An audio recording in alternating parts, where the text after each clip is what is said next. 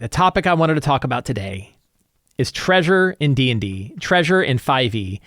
How do we award it? When do we award it? How often do we award it? How much do we award it? I don't know how big a problem this is. I don't know how many people feel like they have trouble knowing when and how to award items. Maybe it's something that newer players, newer GMs have trouble with. I don't hear about it a lot. It's when I think about the kind of questions I got on the Patreon, I don't really hear a lot about this, but it wouldn't surprise me if out there isn't real good, clear understandings of how to award treasure. And that's because you can award it so many different ways. First, I'm going to give a disclaimer, and then I'm going to answer all those questions as fast as possible. The disclaimer is, of course, there are many different ways to award treasure. You can find the one that you like. You can find the one that works for you and your group, and you can go with that. Nobody is telling you how to do it. There isn't one way that's better than every other way for everybody. Different groups, different players, different GMs, we all have a different thing. That's number one. Number two, awarding treasure is really important to the game. It is one of the 8 steps from Return of the Lazy Dungeon Master for a very good reason. And that's because the loot and the awards that players get matters very much to their enjoyment of the game. It matters to their characters. It matters to the growth of their characters. Those tangible in-game rewards that they get are a big piece of the game for them. And they are something that are almost completely in the hands of the GM to do. So while we GMs might be far more excited about building custom monsters or setting up really interesting maps with 3D terrain and with dynamic fog and all sorts of other things, the truth is we could probably do a lot by just customizing a few magic items that fit the characters really well and dropping those into the game. So loot really matters, and you should pay attention to loot. And then 3, the way that I recommend doing loot is a mixture of random treasure, random tables, and customizing loot for the characters in your game. So you don't just do one of them, you do both. You can pick random hordes of treasure to award your players at the right time, to award the characters at the right time in the game, and mix it with some custom magic items that you select that you think are going to be fun for the game and fun for specific characters in those games. Mixing those two things together, I think, work really, really well. How often should you do it? As often as it makes sense during the story of the game. I wouldn't hang on to how often you do it too tightly. I wouldn't say you've got to do 4 parcels every level. And honestly, looking at different systems, the 2 different sources that I paid a lot of attention to while doing some research on this topic was the 2014 Dungeon Master's Guide, which actually has really good rules for handling loot. I think they're fine. They award a little too much silver at tier 2, but generally speaking, they're fine. A lot of people are like, oh my God, the gold is way off the charts, but we'll get into that. And then 2 was Level Up Advanced 5e. The Trials and Treasures book from Level Up Advanced 5e has really good treasure tables in it as well. I use those. I actually took a lot of the ideas from those and built them into the Sly Flourish Lazy GM Generator. How often? Generally speaking, between 1 and 3 major treasure hoards per level is probably fine. If you average about 2 treasure hoards per level, you're probably on par, but you really don't have to worry about it that much. 5e is not a game that's designed to assume the characters have picked up magic items. It assumes that they picked up some kind of magic item at certain levels. You'll see monsters that are immune to attacks from non-magical weapons and things like that. But generally about 5th level, the expectation should be everybody should have a magic item that directly synergizes with their character.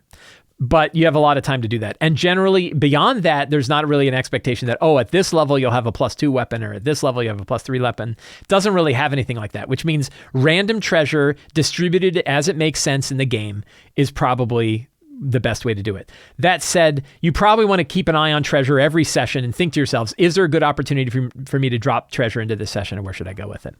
I have an article on Sly Flourish that we're going to kind of walk through that covers this topic in a little bit more detail. I wrote it originally in 2017, so it's a 6-year-old article, but I just rewrote it this past weekend. I'm going to do another editing pass at some point. It's still up on the site, so you can find the current draft version that's available. It's still back in the 2017 version, but eventually I'm going to update and resend it out as a newsletter and everything like that. And it covers a lot of what I've been talking about. It brings up this idea that A, treasure really matters, B, that a mixture of random treasure and hand-selected magic items are really what fit. How often you should do it is roughly 1 to 3 times per level, but really don't hang on to it too tight. All of these kinds of things. There are a couple of really good articles that dove into this topic of how much treasure is expected. Again, I think we hang on too tightly to the idea that characters should be receiving a certain amount of gold or treasure at a certain time at certain levels. Like every character should get a magic item every level. or every 4 levels or 3 levels. You don't have to hang on to that too tightly. Generally, you want to make sure your players are having fun. You want to make sure that their characters are getting magic items that they enjoy.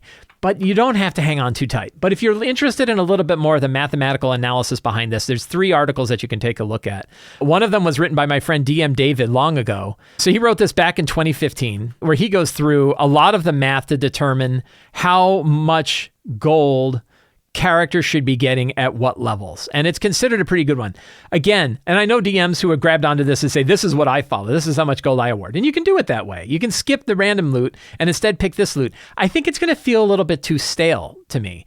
The idea that you want to shake things up, you want to drop in different things, you want to put it in there. And that's why I think mixing random loot with loot that you select is a better way to do it. This idea of exactly how many different permanent magic items characters get at certain levels, you don't want to, I don't think you want to hang on too tight. But if you want to see the math, this is a good article for it.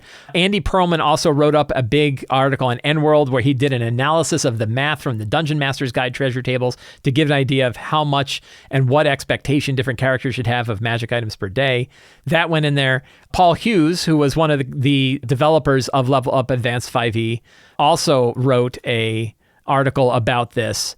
He wrote a few articles that basically said it also doesn't really work. He's got an article where he goes through a lot of the math on how this stuff works. That's all fine. And if you really want to dive in, it's good. But again, I really implore you, don't hang on too tight. It doesn't matter that much. And instead, mixing random loot with loot that you select for particular characters is, in my opinion, generally a better way to go. So how often? Again, don't sweat it. Somewhere between 1 and 3 treasure hoards per level is probably about right. How much treasure should you award them? The interesting thing for me is there's a lot of issues with 5th edition D&D, things like encounter building, things like running hordes, things like theater of the mind combat, a lot of things that I've been focusing a lot of attention on over the past 10 years while we've been talking about 5e. Treasure is one of those I think actually works pretty well as written. I think the treasure tables that are inside the DMG work really well. You can roll on them. You can pick different kinds of loot.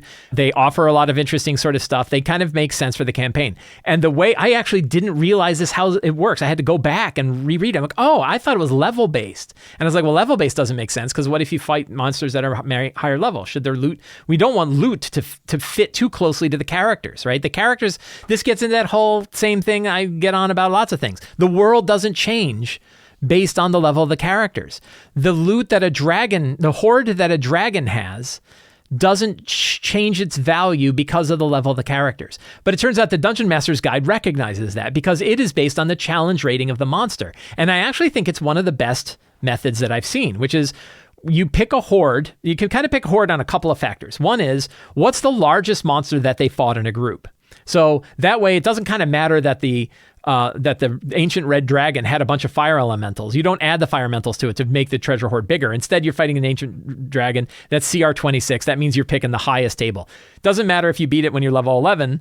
I don't know how you do that. But the horde you would get would be a CR 26 level horde, which is, there's only 4 different kinds of hordes anyway. So it's the highest tier horde. But it's really easy. What's the highest monster that they fought in a battle? Pick the horde that matches that CR, roll it, and you've got yourself a random horde. The Trials and Treasure book from Level Up Advanced 5e, let's pull it up. Level Up Advanced 5e, if you're not aware, is published by EndWorld Publishing. A lot of talk about EndWorld these days. They made a whole new set of core books for 5e called Level Up Advanced 5e, a player's book, a monster book, and a GM's book. Their GM's book is called Trials and Treasure. It is a fantastic book. Even if your players are totally built around the 2014 D&D, as a GM, you can use books like this and books like the Monstrous Menagerie, 2 fantastic books to shake up how 5e works in the back end. And it's very easy for you to take ideas in, throw ideas out, pick what you want. So, for example, you can use the treasure tables from this book instead of what you would use in the Dungeon Master's Guide. Now, like the Dungeon Master's Guide, like the 2014 Dungeon Master's Guide, it bases treasure hoards on challenge ratings. Unlike the 2014 Dungeon Master's Guide, Trials and Treasure uses the total amount of monsters, the CR total of monsters, to determine the horde. So if you are facing 5 fire elementals of CR 5, you're going to have a horde that, and you're going to apply a treasure hoard to it. The treasure hoard you would apply is roughly the same as the horde that a single ancient red dragon would have of a CR 25, CR 26. I'm not sure I'm crazy about that idea. Because I think the idea that a bunch of minions would have a horde as big as a single monster doesn't make a lot of sense to me. I sort of like the 2014 Dungeon Master's Guide version of this better, where you pick the highest CR of the monster, and that's the horde that you select. Kind of doesn't matter how many monsters are there. It matters how big the biggest monster was, and that is the horde you're going to choose from. I think that works well. You can still use these tables, though. If you like the tables in Trials and Treasure, you can still do it the same way. And the way is to simply divide the challenge number in half here, or double the challenge number of the monster that you're going to face. So example is if you're going to face a CR 26 dragon, that's 52. You're going to go to the highest table here, this treasure challenge rating for 41 plus. If you're facing like a 15, you would go to the level 30. A CR 15 monster would use the level 30, the challenge rating 30 table. So basically take whatever the challenge rating is of the monster, biggest monster, and double it, and then pick that table. You can do the same thing for like quest goals, and you can do this with the 2014 DMG as well. If you don't want to apply a horde to a monster, if you're not setting it based on just a monster, but the overall challenge, you can kind of pick that number and say, well, what's the overall challenge rating of this quest, or the overall challenge rating that's going on here? And I'll give you a hint. I know I talked about the world doesn't conform to the level of the characters. In this case, if you want, what you can do is look at the level of the characters and say the level of the characters is roughly equivalent of a challenge rating, pick that challenge rating, or then, go up and down a little bit depending if you want. So you can say like characters are level 9, I'm going to pick like a CR 9 or CR 10 challenge rating that works. If you're using the tables from here, you would double that level. So if you have a bunch of level 9 characters, you would pick the CR 18 one, and you'd say, yeah, this one here, the CR 17 to 22, this is probably the table that I'm going to roll on. That will work just fine too. Now, one important thing though is these tables are really cool, and it's great to have them in a book, but it's actually relatively complicated to roll on all of these tables. In this case, you theoretically only have to roll 3 times, 1d20 for coins, 1d20 for other wealth, and 1d20 for magic items. But then when you break them down, but if it's gems, well, now I got to go to the gem table, find the right one that applies to the gem, roll on that table to figure out what kind of gems, what kind of valuables, what kind of art, and of course, obviously, most importantly, what kind of magic items.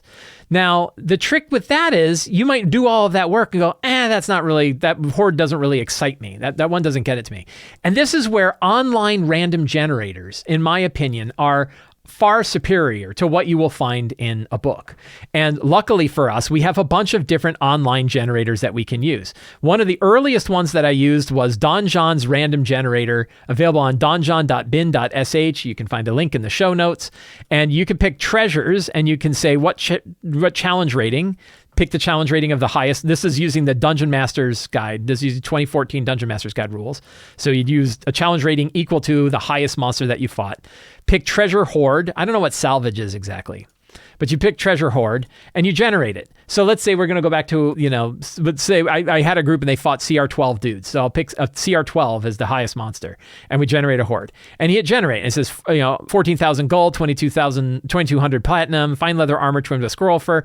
And it gives fun descriptions of the art objects that they get. And it has like spell scroll, jump, potion of healing, potion of growth. You can hit it again. And this is what makes it powerful. I can keep hitting this till I kind of find one that I like. Wow, this one had a carpet of flying and a +3 weapon battle axe and a +3 weapon rapier. That might be too much.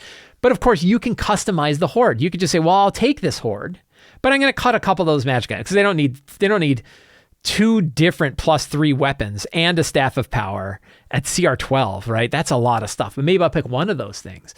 So after you've rolled your horde, you can customize it. You can do this whether you're rolling your horde from one of the books or whether you're rolling your horde using a random generator. Is once you roll the horde, you can customize it. You can build it your own way. So Donjon has a really good one. What if you really like the Level Up Advanced 5e one? Well, luckily they have one too. The folks over at EN World also have a random generator that's built around the Level Up Advanced 5e Trials and Treasure book. And you can pick a challenge rating for this. Again, we'll pick challenge rating 12. But remember, I said they fought level 12 guys, but they fought 2 of them. So we're going to use 24. So again, the CR of this is about double what the CR is of the 2014 DMG one. CR 24 treasure parcel, 11,000 gold pieces, ceremonial gold etched full plate armor worth 2,500 gold.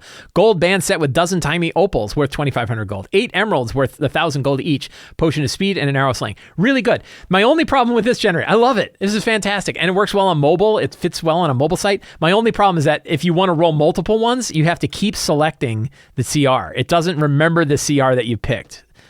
And for some reason, the CR24 seems to crash. So here's one you're like, oh, that's good, but doesn't have any magic items in it. So you're going to go hit it again. I have another one for you, though. I know I'm heavy on Sly Flourish patrons, but I have been working on this. This is Sly Flourish's Lazy GM's Random Generator. It's a random generator for building all kinds of things, monuments and items and NPCs and quests and everything else. I have now added my own set of treasure hoards. These are actually based on the treasure hoard ones from Level Up Advanced 5e, but the CRs are done the same way the CRs are done for the 2014 DMG. You pick the highest monster, you pick a treasure hoard. So in this case, they fought CR11 guys. We picked the CR11 to 16 treasure hoard, and you hit randomize, and it dumps it out, and it has links, and the links all go to Open 5e. So if you see Liquid Luck, you click Liquid Luck, it goes to Open 5e and tells you the description for Liquid Luck in a new window. You can do that, Universal Solvent, same thing. So that gives you a nice set of items. But also, it dumps out 10 possible hoards. So you can scroll through, find hoards. You don't like it, just hit it again. Hit it again, hit it again. 10, 20, 30. You can get a whole bunch of hoards till you look at one and go, ooh, that one looks like it's got cool stuff. That one I'm gonna add. But here's another cool thing that it does. You can pick your campaign settings. So you say, I want a campaign setting of Midgard, and you roll it. And now it has an Entombed Draconic Scale of Loki, the Northern Trickster God of Cunning, as one of its 7,500 objects. Twilight Natural Cup of the Hunter from Midgard World Book as one of the art objects. So the art objects here are randomly generated themselves. I'm actually going to work on the random generation part for these art objects because I'm not perfectly crazy about them. But they can tie to individual factions so that you can get faction descriptions of, it gives you a little bit of flavor, and that way you can drop a little bit of history on the characters when they pick up some of the art objects. But there's more. You can add spells. I have the Level Up Advanced 5e spells in here. You pick your 11 to 16. And now what you get are one-use magic items that are tied to those pieces of art. 7,500 gold piece Flaming Ethereal Tiara of the Goat in the Woods that casts Suggestion. That's pretty cool.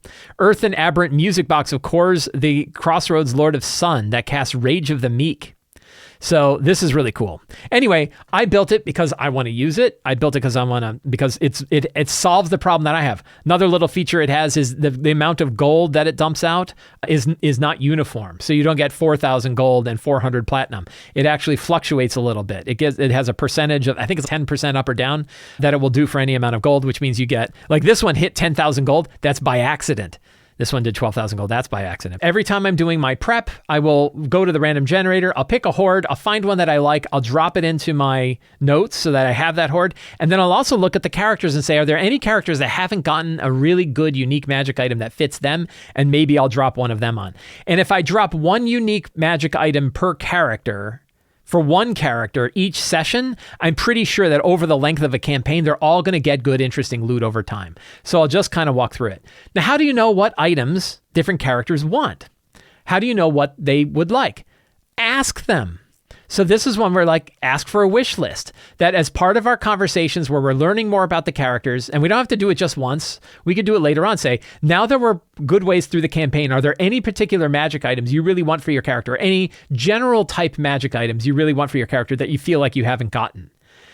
And they'll tell you, and then you write it in your notes, and it doesn't mean you award it right away, or maybe you give them something that's slightly different than what they asked for, but you drop that in. I have yet to find a player who wasn't happy with getting a magic item, felt like it was pandering to give them a magic item that didn't fit their goal. I think they can fit. I think they're generally happy to receive items. You're giving them attention to the characters. In a long nutshell, in a rather large nutshell, a description of treasure and how it works. Again, just to reiterate, the way that I really like to do treasure is a mix of random treasure that you drop in, big random treasure hoards that you drop in when it makes sense, on the order of 1 to 3 for level. So maybe every 2 or 3 sessions or something like that.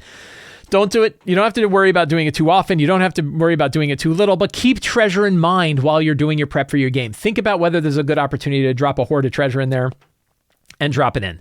The treasure hoard, you can mix up. You base it based on the challenge rating of the challenge that they face. You can use the tables from the Dungeon Master's Guide or from Level Up Advanced 5e or another source. Random treasure tables work really well for these instances. It works really well to use random treasure generators online because you can quickly roll hordes, find one that looks cool, grab it, paste it into your notes, and offer it to your players. And then mix in magic items that fit the characters of the game based on wish lists that you get from the players for the kind of magic items they would be interested in. If you like this show and you want more stuff like this, the best way to see the work that I do is to subscribe to the Sly Flourish newsletter.